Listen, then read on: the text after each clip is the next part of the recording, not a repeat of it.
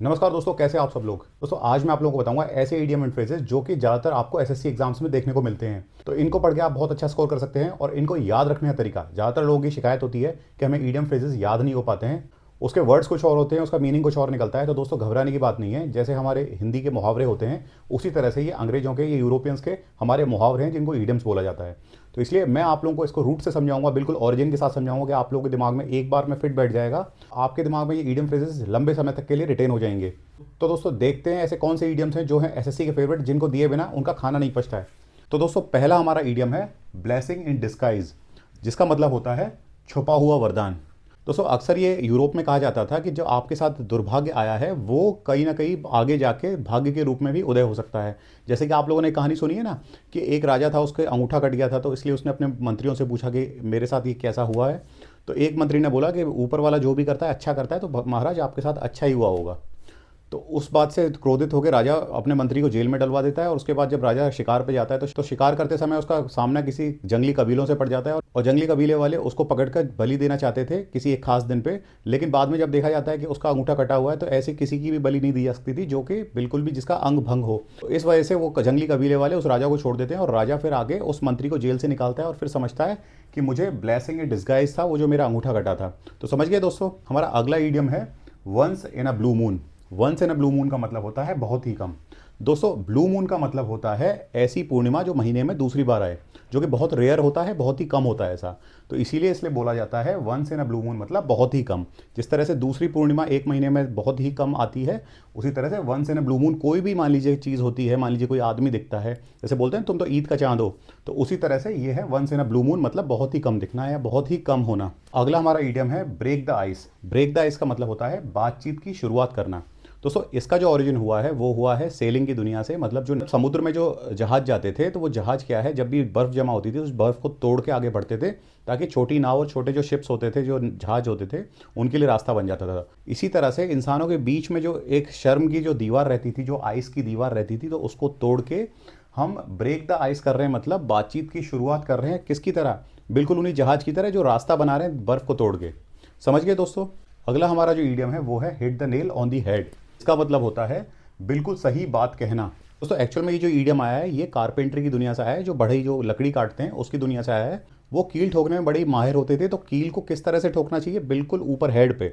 मतलब hit the nail on the head, मतलब किसी इंसान के सिर पे मारने की बात नहीं हो रही है। वो जो कील होती थी उसका जो हेड रहता है गोल गोल, उस पे मारने की बात हो रही है। मतलब उसके हेड पे मारोगे तभी जाके वो सही जगह पे जाएगी। तो इसी तरह से hit the nail on the head का मतलब बिल्कुल सही बात कहना, मतलब बिल्कुल सटीक बात कहना।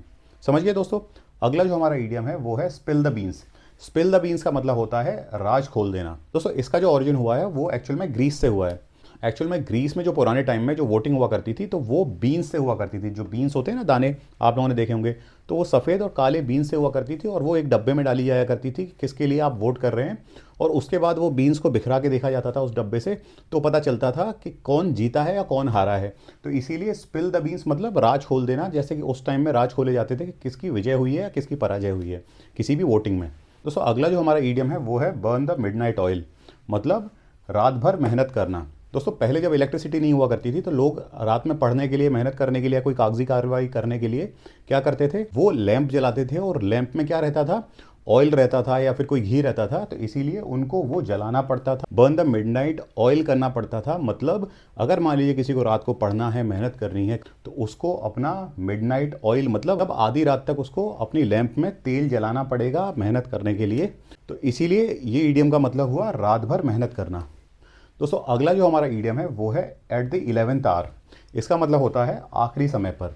दोस्तों एक्चुअल में जो इसका ओरिजिन है वो हुआ है बाइबल से। बाइबल जो क्रिश्चियंस की बहुत पवित्र किताब मानी जाती है, उसमें बोला जाता है कि जब आर्मागेडोन आएगा या फिर जब कयामत आएगी, जजमेंट डे आएगा, जब लास्ट में सबके कर्मों का हिसाब होगा, तब उससे एक घड़ी पहले ही भी अगर आप मान लीजिए ईश्वर की शरण में आ जाते हैं, तो आप ईश्वर के कोप से या फिर उसके अभिशाप से बच जाएंगे। तो आप एक तरह से हेवन की तरफ, मोक्ष की तरफ या फिर सुख की तरफ आप चले जाएंगे और आप ईश्वर के क्रोध के भागी नहीं बनेंगे।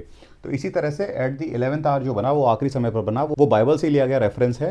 एक्चुअल में इसको याद करने के लिए आप ये भी देख सकते हैं कि घड़ी में जब 12 बजते हैं उससे जस्ट पहले 11 बजे बजते हैं। तो एक तरह से 12 घंटे पूरे होने से पहले एट द 11th आवर, मतलब आखिरी समय पर।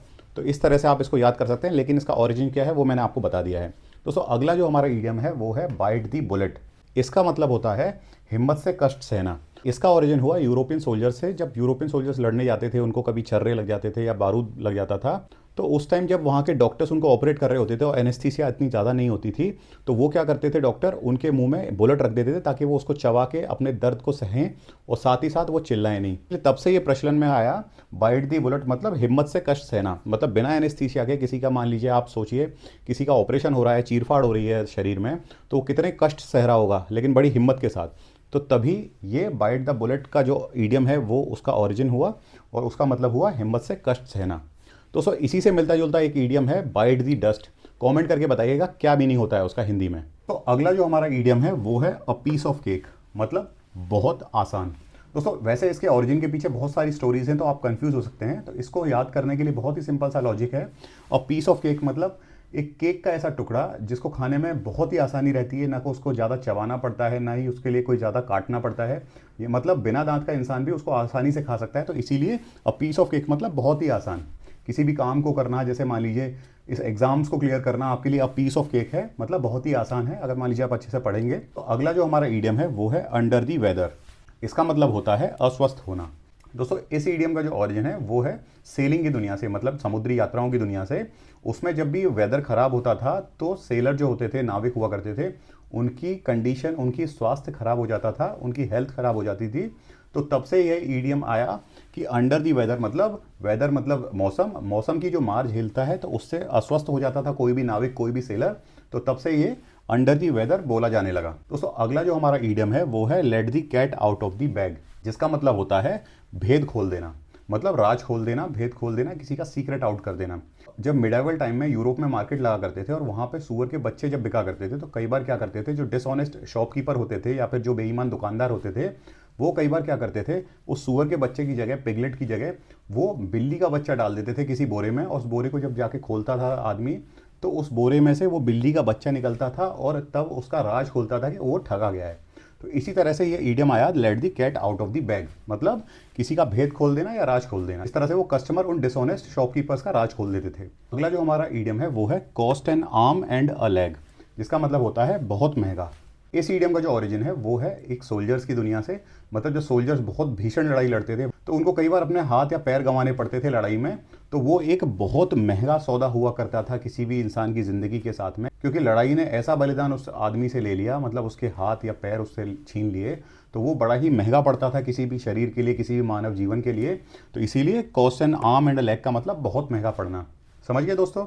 दोस्तों अगला जो हमारा ईडियम है वो है Rome was not built in a day, जिसका मतलब होता है बड़े काम में समय लगता है। जैसे हमारे यहाँ बोलते हैं ना कि ताजमहल एक दिन में नहीं बन गया, उसी तरह से ये यूरोप से आई है कहावत कि Rome was not built in a day, मतलब जो रोम का इतिहास है वो एक ही दिन में नहीं बन गया है, उसके लिए काफ़ी सालों साल, काफ़ी शताब्दियाँ लगी थी, सेंचुरीज लगी थी।